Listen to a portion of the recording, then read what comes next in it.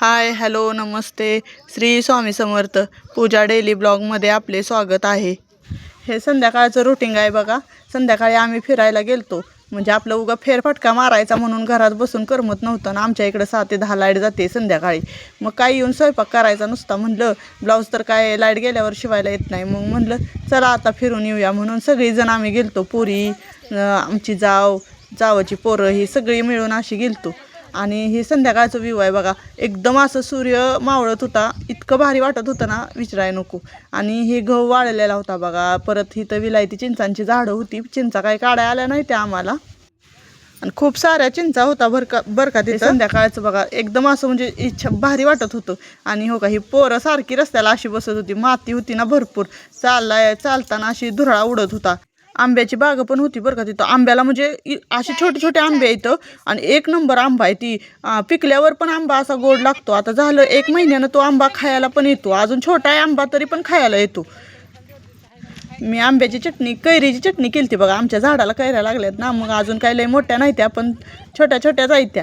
मग आपलं तेवढेच मी 2 कैरी काढून चटणी केली त्याची. पण चटणी एकच नंबर झालती. त्याची रेसिपी काही तुमच्यावर शेअर केली नाही आहे. पण जर तुम्ही म्हणला तर करीन बरं का उद्याच्या किंवा परवाच्या ब्लॉगमध्ये. तुम्हाला वाटत असेल व्हिडिओ टायमिंगवर किंवा वेळेवर काय येत नसेल. पण काय सांगायचं तुम्हाला, आमच्या इकडं काय झालं आहे आता नेटवर्क प्रॉब्लेममुळे वेळेवर व्हिडिओ येईना झालेत. एका कामानिमित्त मी बाहेर गेलते बरं का आज.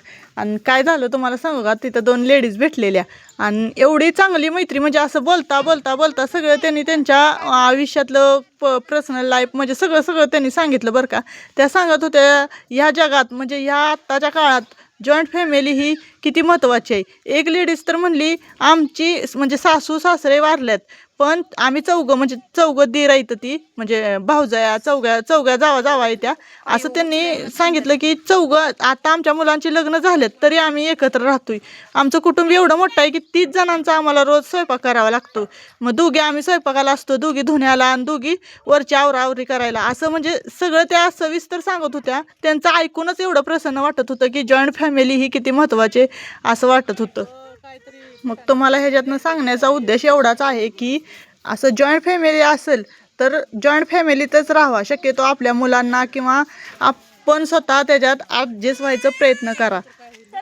आणि माझ्याबरोबर मी तुम्हाला का शेअर करते असं तुम्हाला वाटत असेल, कारण का तुम्हाला सांगते मला पण आलेला अनुभव आहे की जॉईंट फॅमिली किती महत्त्वाची असते. जॉईंट फॅमिलीशिवाय काहीच म्हणजे असं हे होत नाही. आजी आजोबा काका काकी मम्मी पप्पा सगळ्यांचं प्रेम भेटतं. जॉईंट फॅमिलीबद्दल बोलताना काही माझं चुकलं असलं तर मला माफ करा बरं का, कारण का माझा अनुभव मी शेअर केला आहे. चला भेटूया उद्याच्या ब्लॉगमध्ये. श्री स्वामी समर्थ. धन्यवाद.